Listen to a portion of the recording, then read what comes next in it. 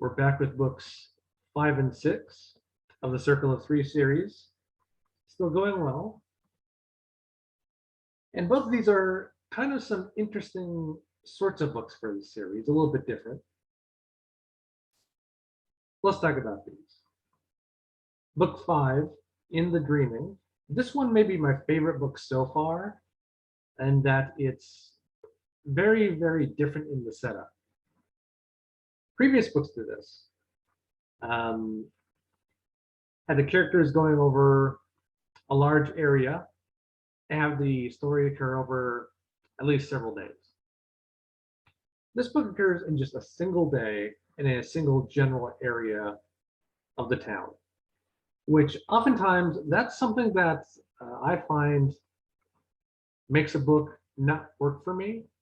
There have been some stories I've read, some books that they seem to be well written from a technical standpoint, but they end up being very boring stories, even though stuff is happening. And a common thread between those has been that everything occurs in a single area, a single very small area. I think that's why they've been boring, because you see the same bits and pieces over and over again. And it just doesn't seem like there's a reason for there to be any conflict if everything's happening so close together.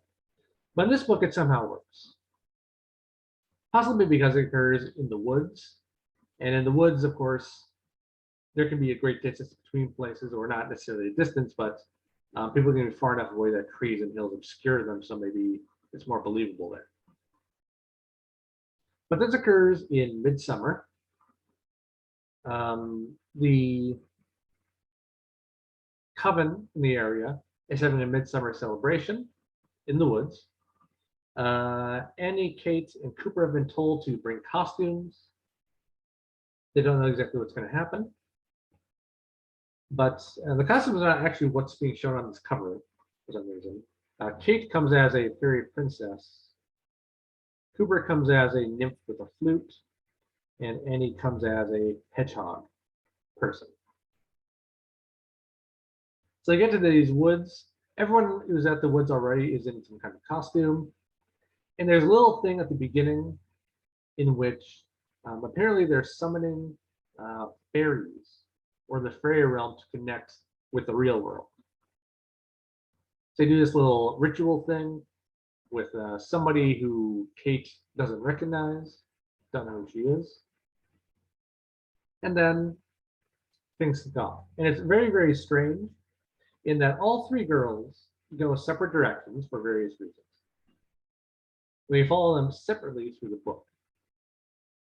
So let's see, no particular order. Kate goes off after someone dressed in a crow costume with a crow mask on them.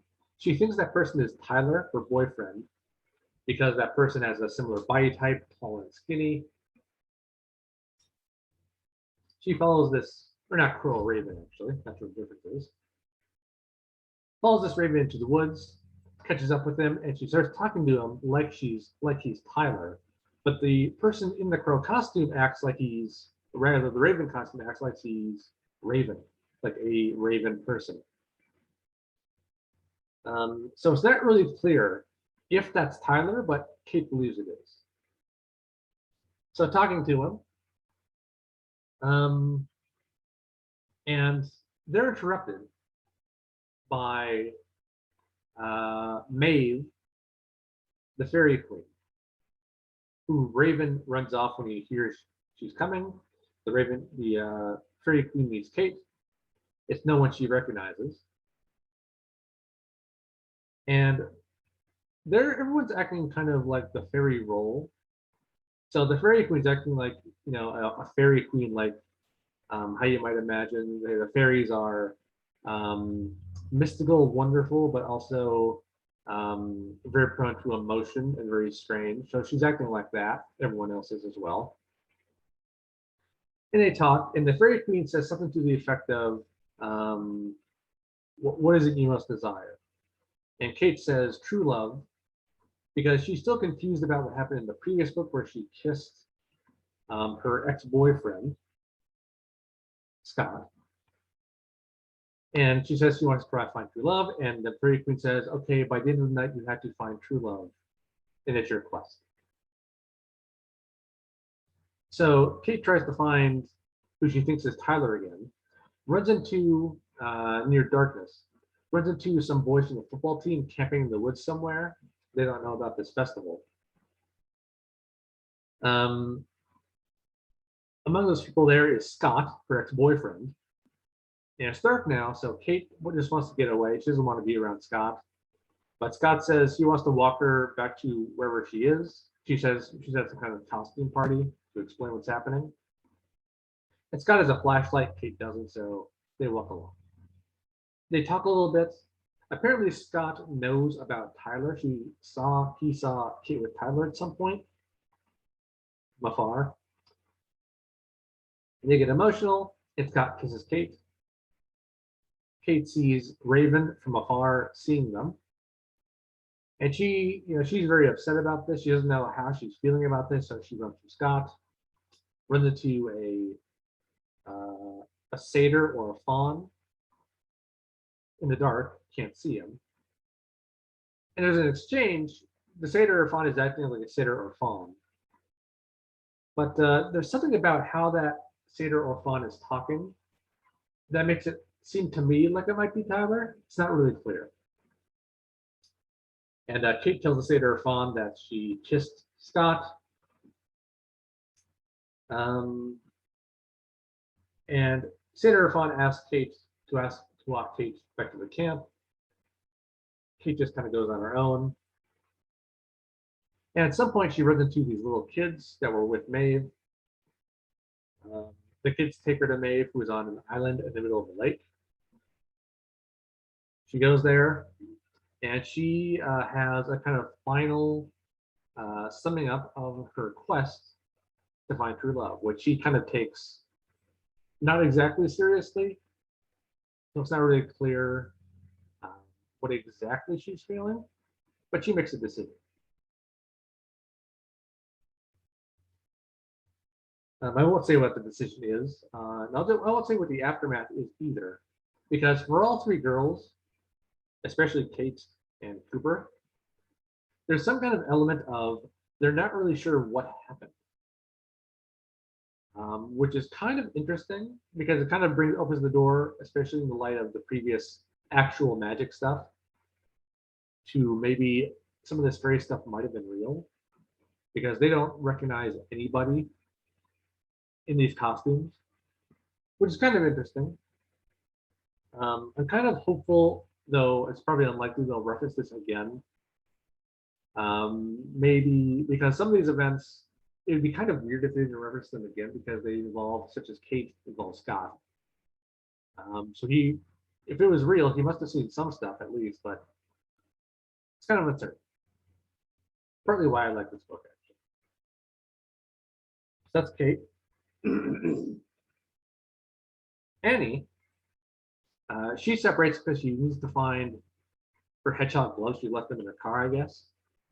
And she runs into a guy in a fox costume who she describes as being a very good fox costume, maybe implying it's actually a really real fox person. But we don't really go that far. Fox gives her a letter to deliver to someone called the Oak King. She runs into some people, including a Robin Hood kind of guy, finds the Oak King, and through this, we kind of learn some of the lore behind the Wiccan Midsummer concept.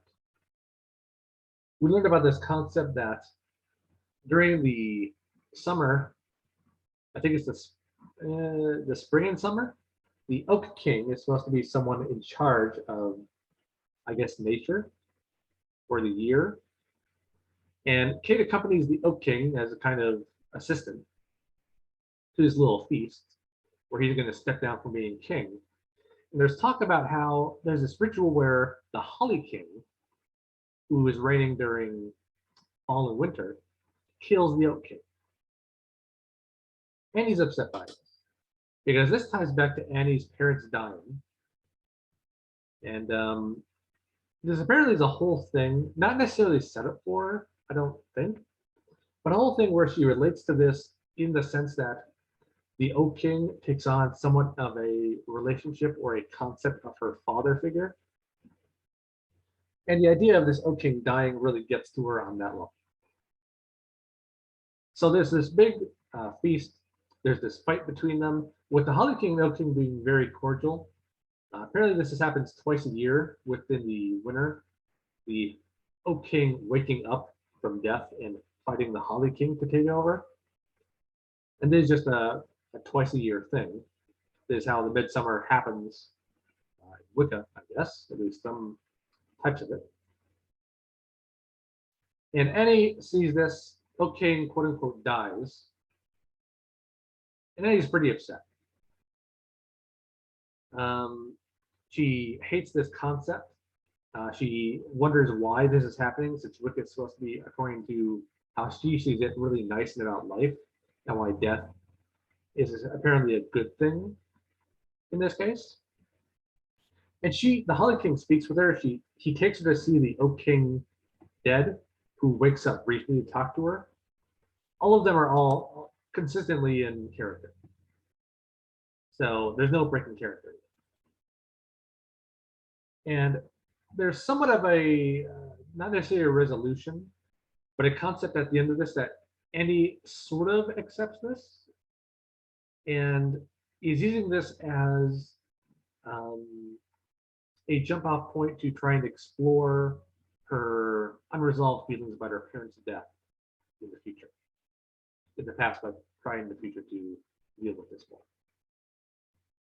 Which I see what they're doing, what she's doing here, Isabel Bird. At the time I read it, I wasn't sure if I did this well, because it almost seemed like Annie accepted this too much from how she reacted initially. I wouldn't say it's badly written. I see what was being gone for. Lastly, there's Cooper, dressed as a fairy. She hears some flute playing, goes off into the woods, meets this girl called Bird, who was playing the flute. Cooper plays some flute for her, and Bird says she's been waiting for her, or someone like that. Takes Cooper to meet her friends in a band, led by a guy called Spider. They're not dressed as animals, that's just their names, I guess. And they tell Cooper, after playing with her a bit, and Cooper's really into this music also.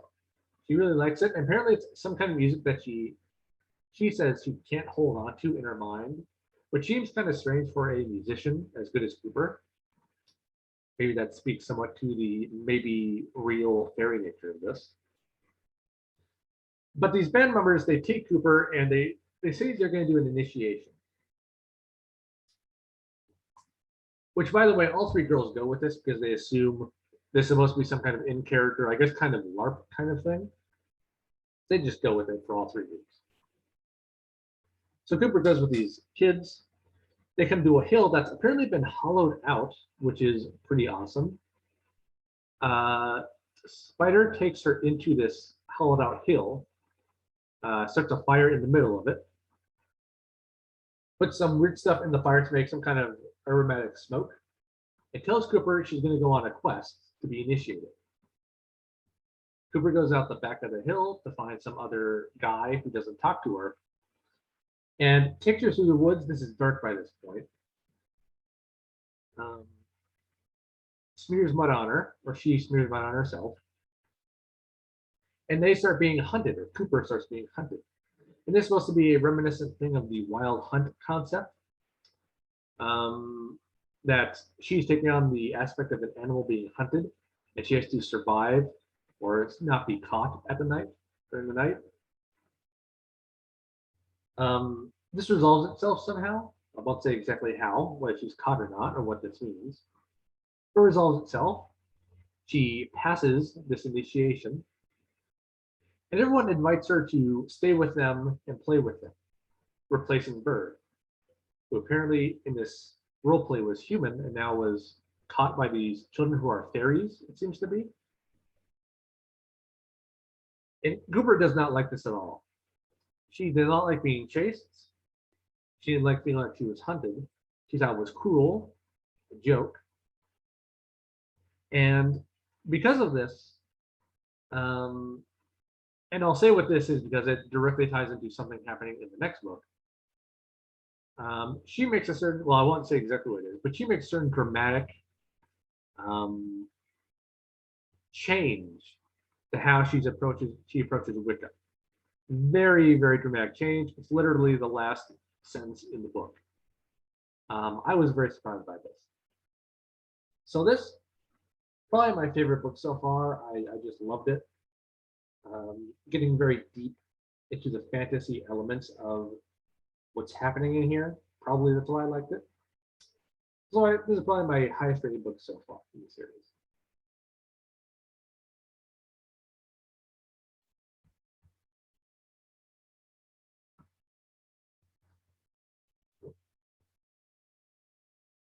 Book 6, Ring of Light. This one I said also is very different in that most of it is very, very mundane compared to what's been happening in all the other books. No real overt, oh, it really seems like magic stuff happening here, but more so stuff dealing with the personal lives of some of these people. So Kate, who's a big focus of this, we focus mainly on Kate and Cooper. Actually, also Annie, actually, now I think of it, they all have storylines.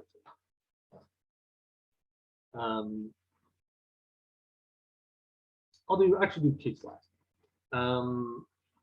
Annie's storyline. She's dealing, like from the previous book, trying to think about how to deal with the concept of death of people. So during the summer, she goes to work at a nursing home as an aide there to the nurses. So she's working there, and she runs into a spring guest called Ben Rowe, who has basically nothing in his room, and apparently he just hates everybody. Not friendly at all. And he has a couple of unfortunate accidents related to him. One where she breaks accidentally the glass on the picture he had of his brother and himself from, I think it's World War II. And one where she helps out a magician putting on a show, and she like spills some stuff or makes a mess. Also with Ben Rowe, and she feels really upset by this. But she really wants to be this guy's friend, especially in the advice of the magician, who helps her kind of see that might be what she wants to do. So she buys a new picture frame for his picture she broke, the picture frame she broke, brings it to him, and this starts to get him to actually talk to her a bit. Still very assertive, but starts to get him talking to her. And this starts off a series of meetings between them where they start to be actual friends. He actually is her friend. He starts to be nice to her, though not necessarily to everyone else. Wants to keep up a reputation, I guess. And he starts telling Andy about his life, about who he was, what he did, etc. Near the end of this book, there is an accident which really hits home on Annie and what she's been doing, but really seems to push forward her attempts to deal with this concept of death and people dying. So that's Annie. Cooper, I said previously, she had a dramatic decision in how she changes how she approaches Wicca from the previous book. I won't say what it is, because it's literally the end of the book. But she's continuing with it here, and how she's changing this strains her relationship with Annie and Kate. They're not really talking very much. They're not mad at each other, but this is just really straining on how they interact, and how they interacted before focused on Wicca, so this really keeps them apart. Now, in the course of this, Cooper comes to hear, I think from Sasha, that Kate is dealing with something very, very dire in her situation, which I'll get to next. And along with this, Cooper also develops a relationship with TJ, one of the players in her band. They start dating. And it's through talking with TJ about this that Cooper comes to realize that no matter what bad thing happened to her in the previous book. This is something that she apparently is essentially trying to run from. And he pushes her to not run from it, to try and confront it. And this brings Cooper back again, closer to Kate and Annie for the end.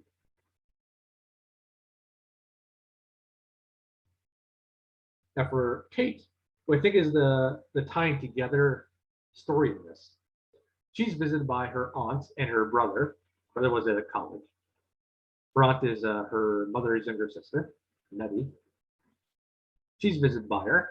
And very, very early in the book, we find out Nettie is visiting because of a problem. She has cancer. Going through chemo. And she visits Kate. This is around the 4th of July. And gets into the hospital. And Kate has to kind of deal with this whole thing. Her aunt, who apparently is her favorite aunt, she's very close to her, having cancer. This cancer metastasizes to her bones. And she gets on chemo. And Kate wants to do something to help. So she does a ritual to try and help Nettie with Annie, but not with Cooper. Cooper does not call Kate about this, even being told by Sasha, because Kate didn't talk to Annie, so Annie thinks, or rather, Kate didn't talk to Cooper, so Cooper thinks she doesn't want Kate. Kate doesn't want Cooper to talk to her. Kate thinks the same thing about Cooper, so Kate and Cooper don't talk to each other. Annie and Kate do this ritual. It doesn't seem to help, and Kate's really upset by that. She thought this should be something that should help. She talked to Sophia at the bookstore. Sophia suggests that the group, the coven group, do a group ritual with Nettie. And if possible, an implication of this is Nettie has to know they're doing this. Something Sophia says that the person ritual is being done for has to know it. Which actually contradicts something in the first book, where Kate did those spells in the first book, but no one knew she was doing the spells to them. So that seems kind of weird. Maybe healing magic is different. But Sophia says Kate's aunt has to know what's happening. And so this is really a big thing because Annie and Cooper's parents know something about what they've been doing at the bookstore. Kate's parents still do not know that Kate is into Wicca. So Kate has to tell her parents this, and her brother. They don't respond well, but Kate's mother is kind of distraught, so she says, well, it's not going to hurt her sister, and her sister is basically dying. She's not really dying to that point, but she has cancer.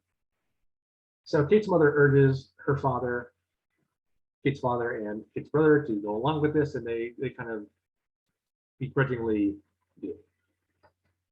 So they go to the hospital. The coven is there, not in the coven garb, which, by the way, Kate says that she does not know these people. She doesn't admit yet that she's into Wicca. She says they're Cooper and Annie's friends. So they're at this hospital with Nettie. Nettie is happy to try this, not all against it. And they do this ritual. They all get in a circle, including Kate's family. They do this kind of ritual where they focus on the concept of light entering Nettie to heal her. And they're very specific to tell Kate's parents that this isn't going to be guaranteed to work. It's just something they're trying to do to help, at least on an emotional level. Which is a good thing, because it would be kind of weird for them to say, oh yeah, this will help. And Kate's parents participate there in the circle around Nettie. And they're at least of the opinion that this wasn't too weird. I think that's how her father says it. But no one fights or anything at this, so it apparently goes more or less fine.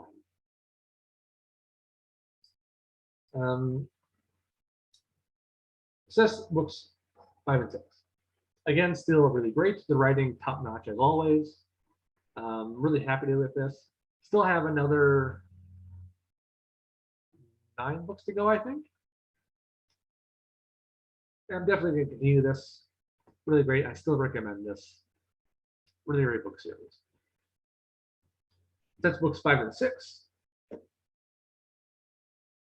So I'll see you in a couple of weeks with books 7 and 8. So until next time, bye-bye.